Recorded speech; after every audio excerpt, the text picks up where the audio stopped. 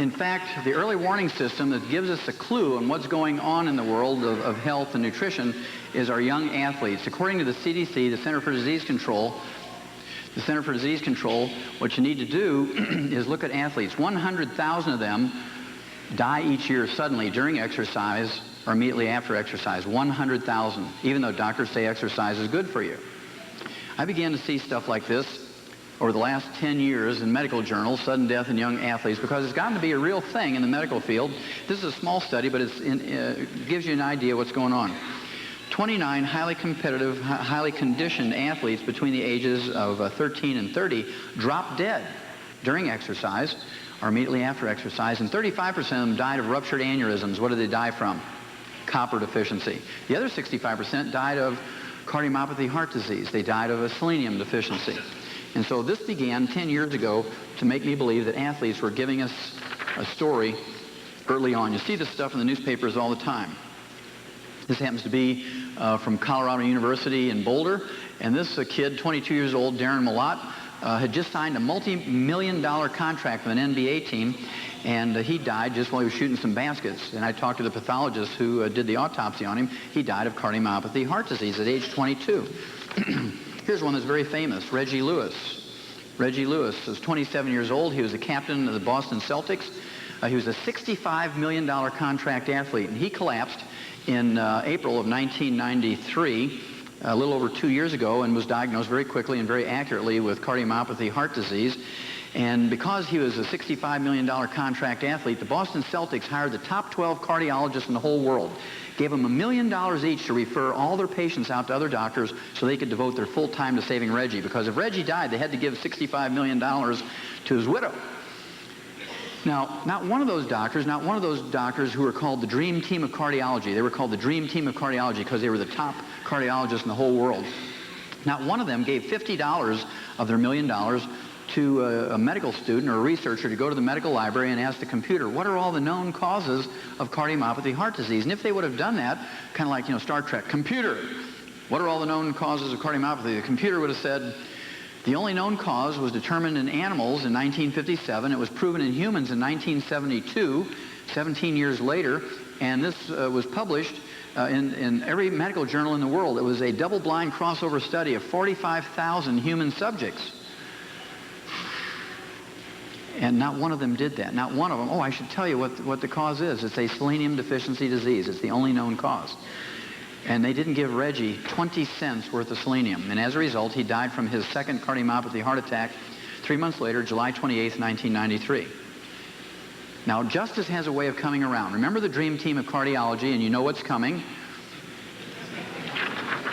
A year and a half later, the captain of the Dream Team of Cardiology, Dr. Thomas Nessa, age 48,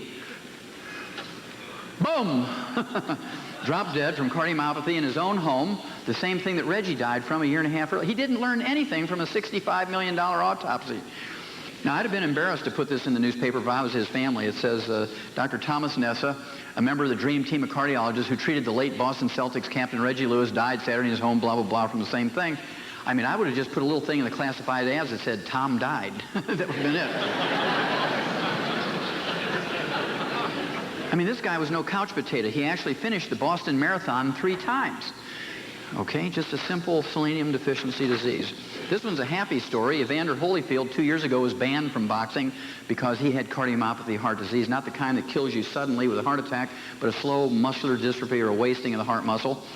And they didn't want him to die suddenly during a boxing match. And so we talked to his cardiologist and his internist about 6 months ago, and they gave him some selenium based on our discussions with them. And those of you who follow boxing know that about a month ago, he was back in the ring and won his first fight back in the ring because his electrocardiogram had come back to normal just by taking some selenium. So there are happy stories if you do something about it.